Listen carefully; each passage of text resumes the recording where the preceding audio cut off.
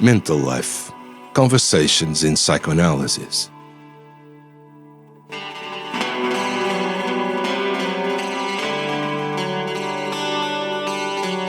Conveying psychoanalytical thought simply.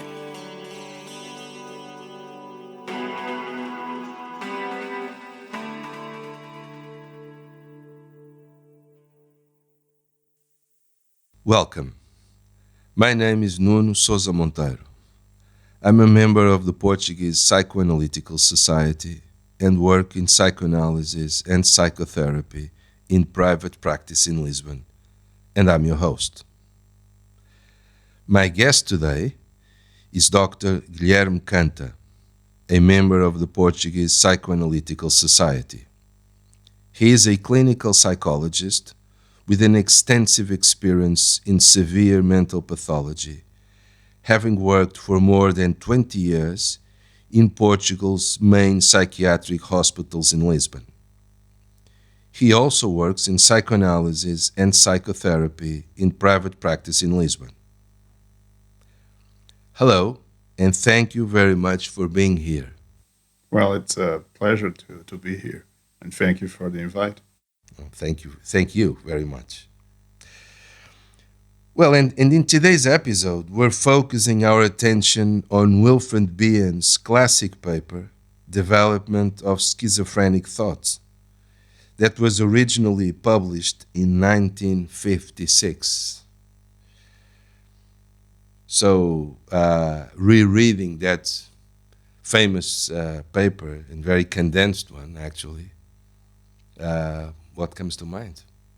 Well, I always like to understand the text biographically.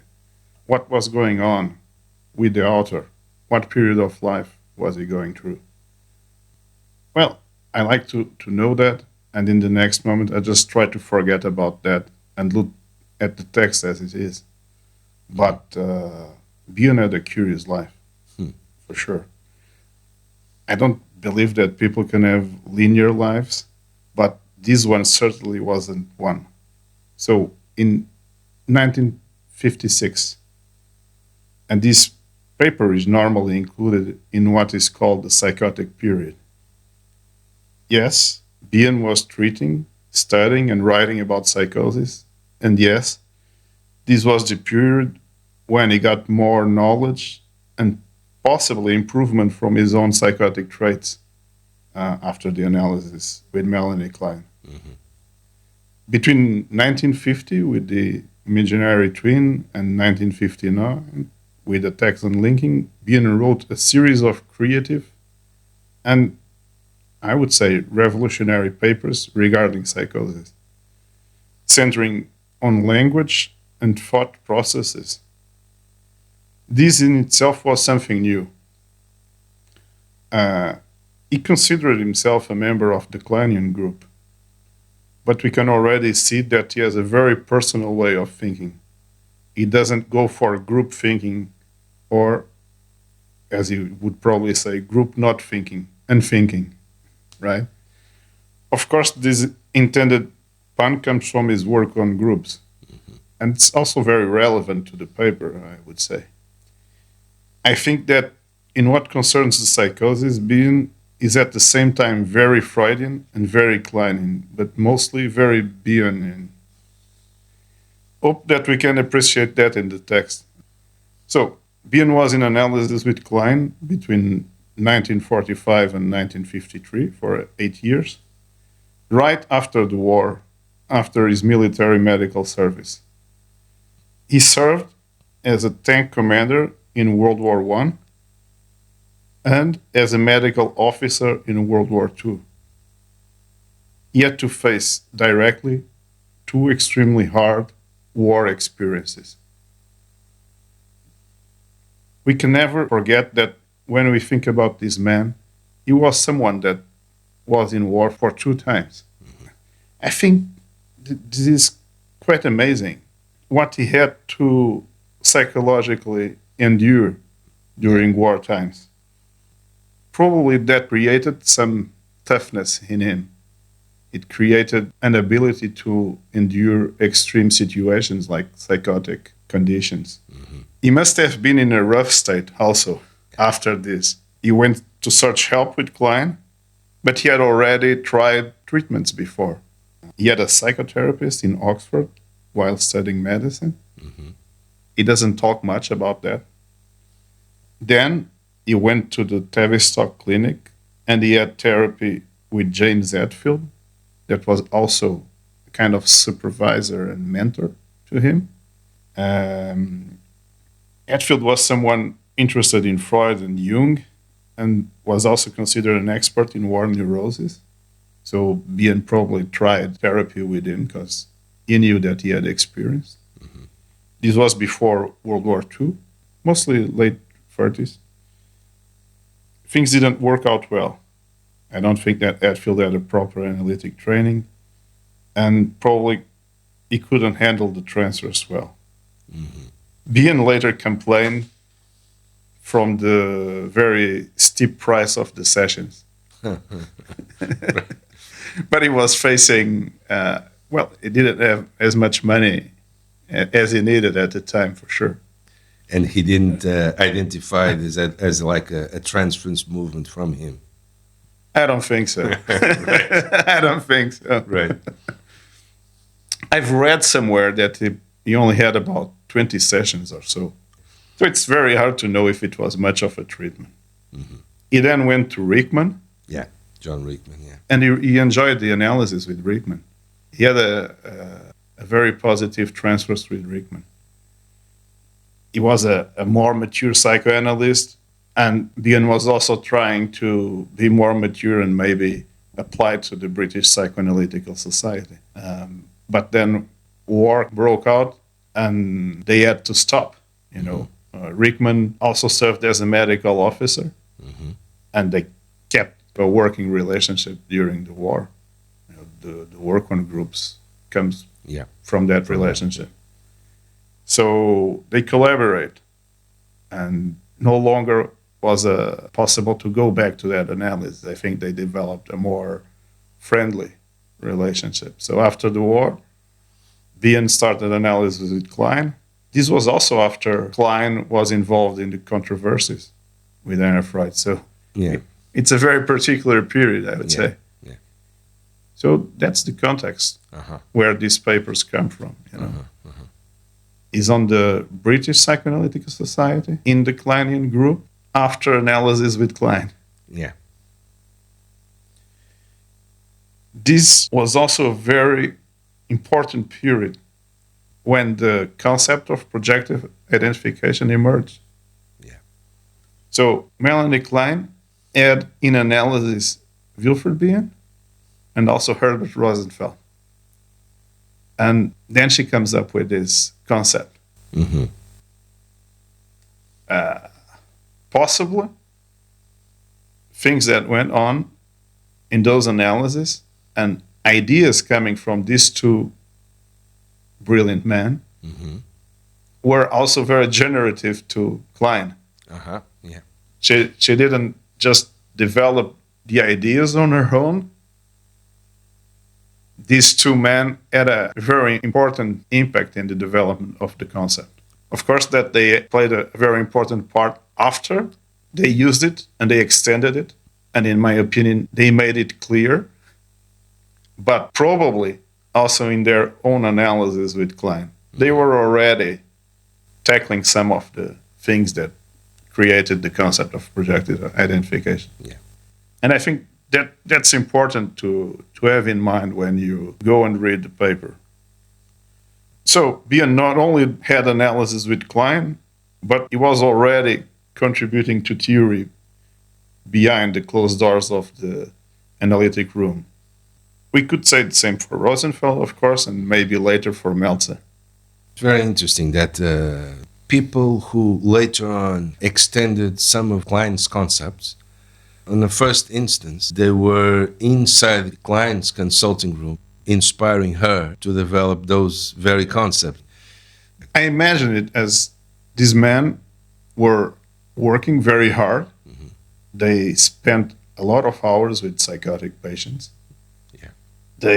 They were candidates They had to work hard to pay for the fees of analysis and everything that we know. Yeah. And were also pioneers. So they must have been very excited. We can also imagine that they were very scared with the experience they were having with psychotic patients and what it evoked on them emotionally. So they would take that contents to analytic sessions, and probably a client would go through that. I always see them as a working party, a working group. Yeah. I would also include Anna Siegel. She was older than them and probably was already trying to translate client ideas to most people. Yeah. We all, as students, benefited from the work of Anna Siegel. She not only extended some ideas, she also translated things to a more comprehensible way. So Klein had an enormous effect in Bion and in the way he thought and clinical worked. Maybe he didn't see himself as a Kleinian at the time, but most people saw him that way. There's a very curious episode that was told by James Grothstein. Grothstein was in analysis with Bion in Los Angeles, much later period. And previously, he had supervision with Bion. So he knew him all right, quite well. And in a session, Grothstein criticized Klein. And Bion interpreted with the following: "Did you know Melanie Klein? How did you know her?" Grothstein immediately understood that this was not against Klein. Yeah. This was just something that was projecting on Klein. Yeah. And something against Bion. Yeah. It was an attack on his analyst. So it was a very shifting interpretation in the session. Yeah. There is some toughness in Bion's words, right? But a lot of respect, gratitude towards Klein, and affection to Grothstein, I think. Mm-hmm. He really showed him how projective identification works. How can you dislike someone you don't know? Yeah. It's curious how something so simple can hold meaning. Mm-hmm. How paranoid schizoid ideas can manifest in simple statements, right? Exactly. Yeah. In this period, British analysts that started to work with severe psychotic patients was Bion, but also Anna Siegel and Herbert Rosenfeld. The same had happened in the USA with Sullivan, Paul Feathern, and Frieda from Reichmann, and of course Harold Searles. Yeah. Analysts are trying to treat psychotic patients. This was the field that Freud avoided all the time. Well, at least after he broke with Jung. We know that Jung at the Borgolzi Clinic tried to treat psychotic patients, and some of the earlier analysts did the same, but things didn't work out well. Freud was very scared, and he kind of disavowed every analyst that treated psychotic patients. The exception being Paul Feathern, that he thought was a different person and had the skills to treat psychotic patients. But all the other ones, he really thought it was a bad idea. Uh-huh.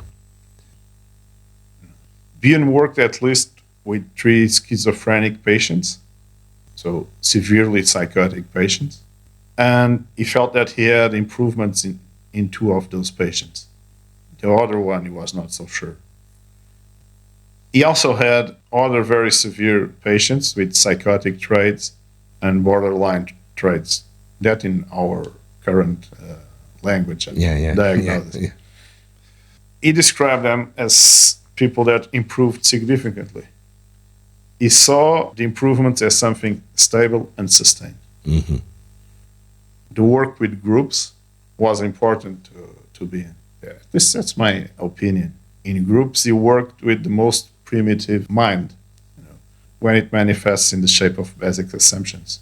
So working with groups was an excellent training to work with psychotics, I would say, as people regress to more primitive forms of thinking.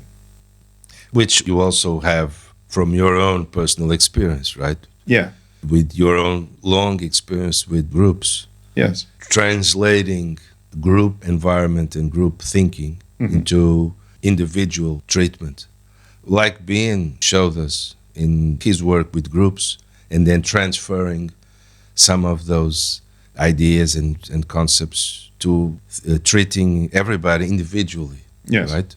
In group, people abandon the capacity to think and go into group thinking or non-thinking. Uh-huh. Basic assumptions is one way of conceptualizing it. Very primitive, almost automatic type of reactions start showing up in groups. And it's a good training for therapist containment. How to identify things early on, try to contain it, try to bring people back to thinking and to develop ideas, and also a good opportunity to contact with very primitive feelings. I'm just thinking, rereading this article and thinking about recording this talk with you. And of course, reliving a few years ago when I did my apprenticeship with you at Júlio de Matos Hospital. Yes. And remembering a lot of things, but specifically something you used to say, that ideally analysts should have some familiarity with severe pathologies, namely regarding thought processes, as an essential part of the training. A simple talk with a schizophrenic, for instance, or any psychotic patient, it's totally different from any other therapeutic situation. Indeed. I would say that first experiences sometimes are a bit frightening regarding a totally different model of thinking. Yes. So we don't know what things mean to the other person. The words mean different things. So it can be frightening. So it takes a little bit of experience to overcome that fear so we can focus on thinking. If we think most painters, when they are learning to paint, they have a wide array of colors to use, right? Sometimes they start painting more with one color than the other. We know that. But in the beginning, they should use the full array of colors, right? Yeah. So if psychopathology has very different modes of being, psychotic, psychosomatic, perversions, people should be in contact with the most of them. People develop particular skill treating some conditions, but in the beginning, it's good to have contact with most of those situations, I would say. Yeah. Bion used to say that there are two scared people in the room, anxious people in the room, right? One should be a bit less scared. Yeah. scared. Yeah. But when you are in a room with a psychotic patient or a group of psychotic patients, you are very scared, at least in the beginning. Yeah, I would say so. Yeah. I've been doing it for 24 years. Yeah. I'm always a bit scared in the beginning of a group session with psychotic patients. Yeah. Now I think that I have more knowledge and a bit more skill, but it's always very challenging because you are thinking in a very different way. When you treat psychotic patients, you also have to contact with your own psychotic part. Because let's say, for instance, someone takes the training, psychoanalytic training, has never had contact with psychotic patients, and possibly hasn't also touched his own or her own psychotic part during analysis. So it's untouched. It's untouched. And sometimes it's very disturbing, not only because it's technically difficult to work with a patient when you come across one, but it's also very disturbing because you get in touch with parts of you that you didn't know. Yeah. And it can be disorganizing. There's also another thing. When I started working with psychotic patients, I had already read a few of these texts, and they didn't make much sense to me. It was a strange language. It was like reading a foreign language and not fully understanding it. Yeah. But then you start working with these patients, and this makes a lot of sense. And it's useful. It kind of saves your life in the field. So the strange language of Klein, Siegel, Bion, Rosenfeld, Meltzer, it's no longer strange.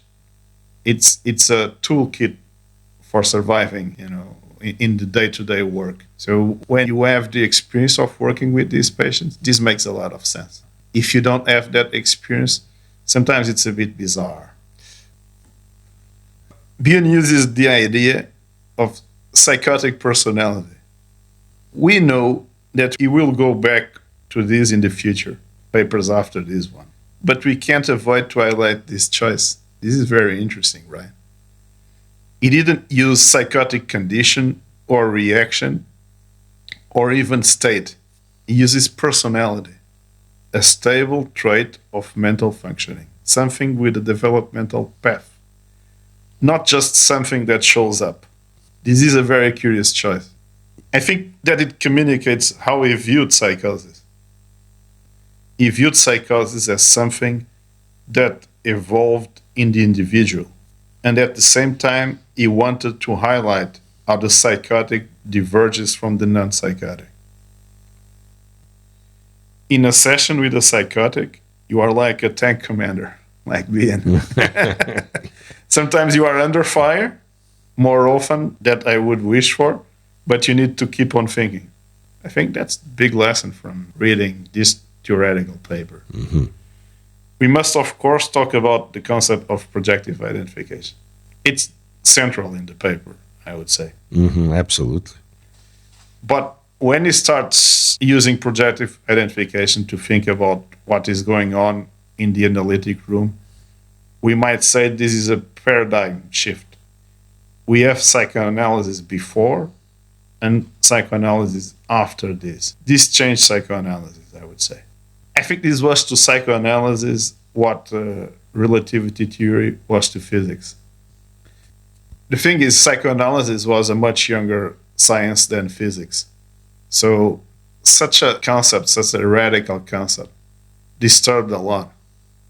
I think it took several decades. I think it's still an ongoing revolution, I would say. I also think that in psychoanalysis, people resist a bit more to recognize genius. Why do you think that happens? Oh, if I had to shoot from the hip, I would say that we're more envious or something. Yeah, I think maybe being a younger science plays a part, but narcissism plays a big role. Oh yeah, Yeah. So I think that Bion suffered from that, from the narcissism of his colleagues, and that created some very severe paranoid schizoid mechanisms in the society. In just 3 lines of text, Bion defines the concept in a much better and concise way than Klein. He says, projective identification is a splitting off by the patient of a part of his personality and the projection of it into the object, where it becomes installed, sometimes as a persecutor, leaving the psyche from which it has been split off correspondingly impoverished. It's a very elegant description of projective identification. It comprises several movements. Movement 1, splitting off by the patient of a part of his personality. So he separates a portion of the personality. Movement 2, projection of it. So sends away the portion previously separated. 3, into the object. Yeah. That's the important stuff. That's the important stuff, absolutely. So it goes into other personality. Yeah. Movement 4, becomes installed. The person projecting perceives that the other person, the object, is taking in the projected personality portion. Yeah. It doesn't imply that the other person has really taken it in, but the perception from the projector. Exactly. Yeah. And it's not onto, but into. Into. So it And- changes the other personality. Exactly. So movement 5, the other person becomes the persecutor. Yeah. And then the 6th movement, I would say, personality of the projector becomes impoverished. Yeah. He lost something.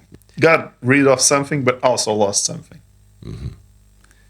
So this might be the reason why schizophrenics, for instance, seem to have less complexity, because they have projected this part of personality. So in your perspective, so they experience their own impoverishment I think so. unconsciously, of course, Yes. but so they assume an impoverishment more severely. Yeah. And people, sometimes even people in the field, professionals, look at those patients as someone who has a cognitive defect. A lot of the theories in psychiatry, most recent, they look at schizophrenia as having a cognitive defect. They are more impoverished, yeah. They've lost parts of the personality, and sometimes they've been doing it for a long time. But it's not a defect as something that they did not develop. It's something that they lost by this mechanism of projection. So they were trying to get rid of things that were unwanted or negative for them, Or felt as dangerous. or felt as dangerous, and end up losing a lot of their own personality. I think it creates a very interesting opportunity for reflection about these patients. Mm-hmm. I think that some mental health professionals also look to patients as if they weren't humans. Bion also says that schizophrenic disturbance springs from an interaction between the environment and the personality. He focused on 4 features of personality. One being the preponderance of destructive impulses, sadism. 2, hatred of reality. So it's also hatred of internal awareness. Yeah. Dread of imminent annihilation. And 4, precipitate and premature formation of object relations. This is very Kleinian, right? He's taking this from Klein. I think that Klein and her group were already very conscious that children and later on psychotic patients had an excess of destructive impulses. We've seen that also in research with borderline patients. Mm-hmm. Yeah. Transfers is, of course, marked by dependence since early on with these patients. Clinically, we observe all of these characteristics all the time. So it's very useful. And he says that the schizophrenic is preoccupied with the conflict never finally resolved between destructiveness on the one hand and sadism on the other. So he highlights that we are facing aggression, we are facing sadism, we are facing destructiveness with these patients. And it must be considered very clearly when we deal with these patients. We need to know that they are going to depend heavily on us. At the same time, this is going to evoke destructiveness on them. One thing that I must stress is these patients also evoke the narcissism of the analyst. And when it manifests itself pathological, that they can express their aggression. In a way, they try to bring your worst narcissistic traits, and when they show up and when you act in a narcissistic way, that kind of gives them the right to be destructive and aggressive. They couldn't completely be that way with their parents. So they're going to be with you as an analyst. The narcissism of the object deprived them from the love they needed. Bion goes on to the divergence of psychotic from non-psychotic personality also. And he makes the most astonishing statement, I would say. And he says, having thus rid himself of the apparatus of conscious awareness of internal and external reality, the patient achieves a state which is felt to be neither alive nor dead. So what do you make of that? What that means? I think as an important idea that people suffering, especially suffering from psychotic disorders, are not fully alive. And we know that. People don't feel alive. Mm-hmm. Sometimes patients say, I feel that I'm trapped in the same moment all the time. And they lose the notion of time. That's also very common. With neurotic patients, we know that most part of the person feels alive, and there's a small part that, let's say, can't get enough pleasure from life. But in a psychotic patient, people feel that they aren't alive at all. Yeah. And I think that's a big difference. So the use of excessive projective identification creates a part of personality deprived of sense apparatus and with a different use of language. So, and once again, going to the idea of using the term personality, he seems to view it as a process that evolves through time. Klein's language makes no sense to a neurotic person, so it's hard for you when you are reading it. But when you use it with a psychotic patient, it makes a lot of sense. And why do you think that's the case? Because you are talking with the psychotic part of the personality. Let's say a psychotic patient, comes into the consulting room and says, "Oh, I'm sorry I was late." This is not like a neurotic patient. When he says, "I'm sorry I was late," he's kind of saying, I'm sorry I tried to kill you, you know. And if you interpret it just by saying something like, "Well, you are late, but I'm still alive and here and waiting for you," this is going to calm down a patient. It would be something very strange with a neurotic patient. Yeah. Probably. Yeah. But to a psychotic patient, it makes a lot of sense. And you can ask him, "Why would you try to harm me?" "Well, I had this terrible day and I just wanted to kill you." This might happen in a session with a psychotic patient. It has happened a few times to me. So it's a different use of language. And it's a matter of life and death. Yeah. It's, "I want to kill you." Or, "I'm very afraid that I tried to kill you because I need you." Psychotics suffer from extreme fear. I don't think that most people realize that, even our colleagues. And they are in extreme suffering. Hallucinations are never pleasant. People are really suffering with it. Bion says something very curious. He says, the patient now moves not in a world of dreams, but in a world of objects, which are ordinarily the furniture of dreams. The world of things. Totally concrete Yes. things. Yes, that's it. Symbolic functions are lost. Yeah. This is also why the treatment of these patients require a long time. The analyst must give them the interpretation in a way it can be accepted and can somehow start building up real introjection. That's the challenge.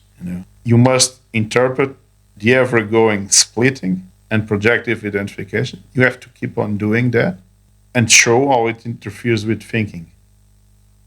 At the same time, you must try to help them to think. This happens, of course, within a relationship, and I think that you must use a very supportive stance. If I could make a criticism of the work that these pioneers did, they were very interpretative. And sometimes the work with psychotic patients needs a more contained and supportive approach. Probably Bion understood that later on. But again, we're talking about working with psychotics, and we're seeing that we have to adapt the technique, like you were saying, but it's the same basic toolkit. Yes, since you have this in your kit, I think That's the big thing that you can take from this paper. You are treating neurotic patients, but they also have a psychotic part of personality. There you go. Now, you are not only treating the neurotic part of the neurotic. You take care of the neurotic part, but, well, you also have to take care of projective identification being used by neurotic patients. I think it takes a long time, but you don't rush it. You can't rush it. You won't get results if you rush it. We must be allies to the non-psychotic part of personality, but we can't be enemies with the psychotic part. So with the psychotic part, we must be diplomats. Yeah. Bion also warns us there's a psychotic part of personality in everyone, and so it must be dealt in analysis. Yeah. It should be, at least. It should be. Yeah, this is extremely interesting, and Yeah. I think that it might also account why some treatments seem to work, but somehow fail. Patient seems to improve, but then he goes away, interrupts treatment, abandons treatment. Sometimes it's because you are only taking care of the non-psychotic part, and the psychotic part kind of sabotages everything. Uh-huh. That's an interesting idea. Do you think that happens often? Yeah. Sometimes more neurotic patients, you are very engaged in treating the neurotic part, and it's easier. It's more pleasant in sessions, but you lose track of the psychotic part.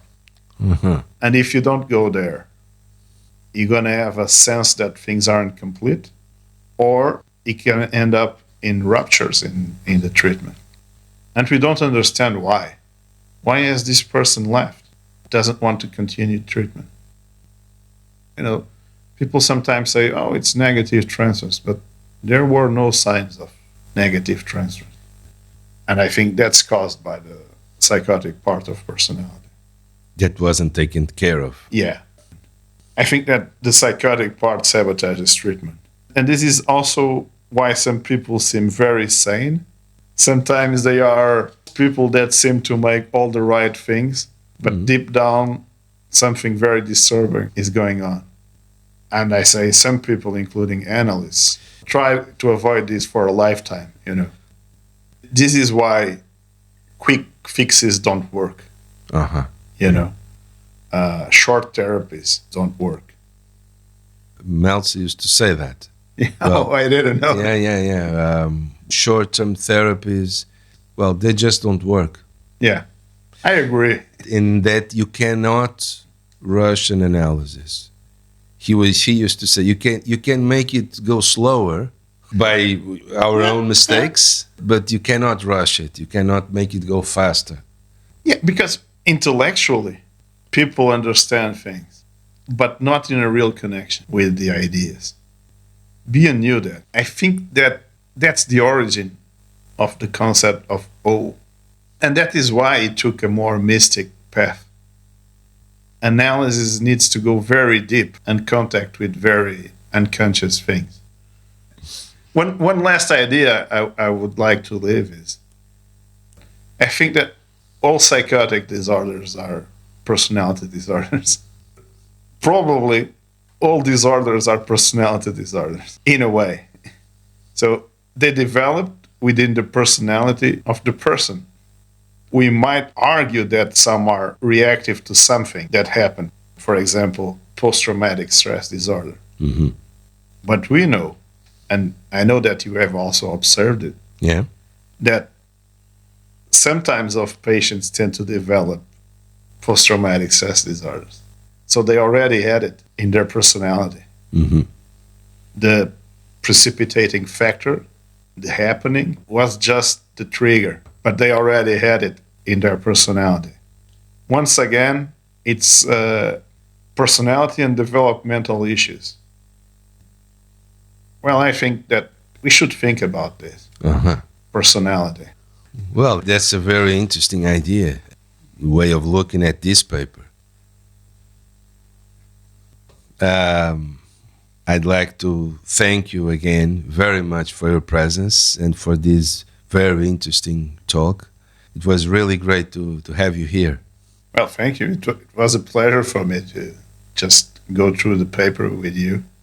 And it was surely a pleasure to reread it once again. So thank you for the opportunity. Thank you very much. Thank you. Thank you.